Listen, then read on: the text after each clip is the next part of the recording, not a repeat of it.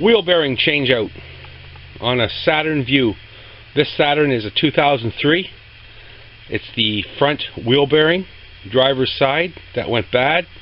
It had a hum to it traveling down the road, and fortunately I'm going to change the whole unit. So it's going to make the job a lot easier. But if you don't have the whole unit to change, and it's just the bearing you're going to change, you're going to basically be removing the brake caliper, the router, and the axle nut, which the axle nut, big axle nut here. And then there's 3 bolts behind, 1, 2, 3, which will be undone. And it will be a struggling moment to remove the bearing from the hub itself. Well, it's not, this isn't called a hub. I'm not exactly sure the right name they call this piece, but this is the piece your strut goes to, and your lower ball joint and your outer tie rod. So in my case, I'm going to be changing the whole unit, so I do not have to remove just the bearing.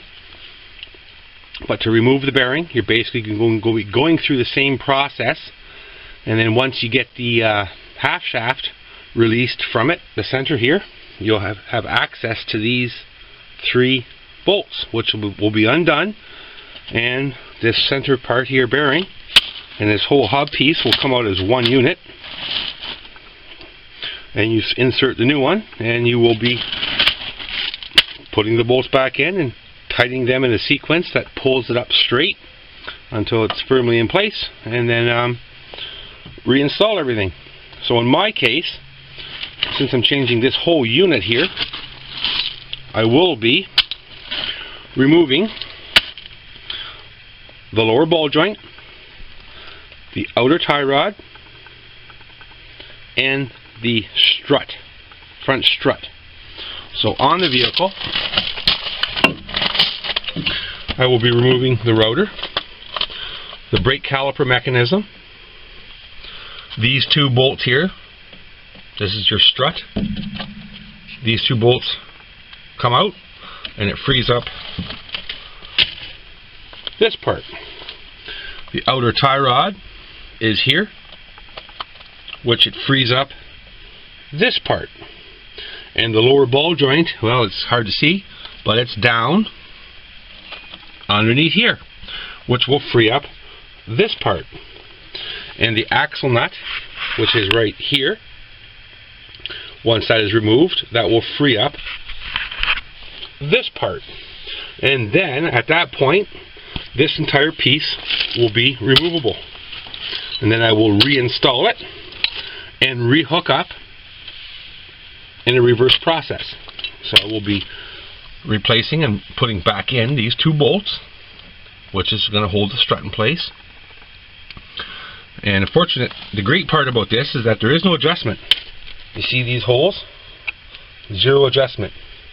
And within the strut itself, it's a 0 adjustment. So it's a fixed spot, in this case anyhow. In some cases there's adjusters and adjustments you have to make, but for this case there is no adjustment. So my wheel alignment is going to be perfectly okay when I'm all finished.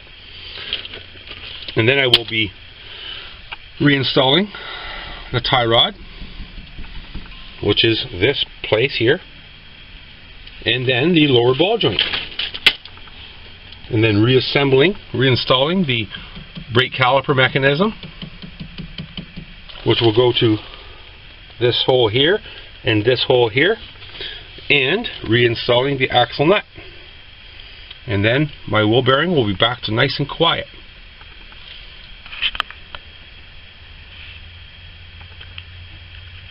Thank you for watching, folks. Subscribe if you haven't, and thank you for those that have. Okay, so the nuts are removed.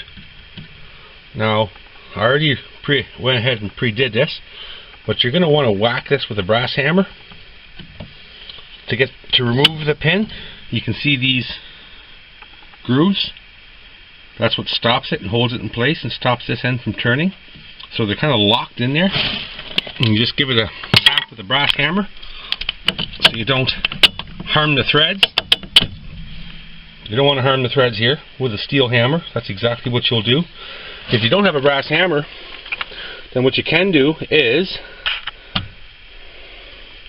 here, leave the nut on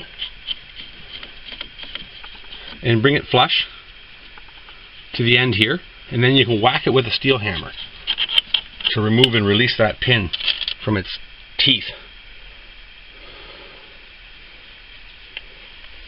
Don't try and turn them, it won't work.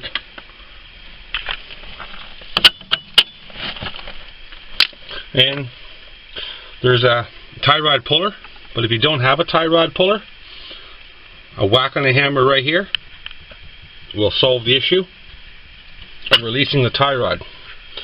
And the half shaft nut is off. So once these two bolts are removed, then everything starts becoming easy. Now I have one hand here, don't have the tripod, but this axle here is going to come out nice.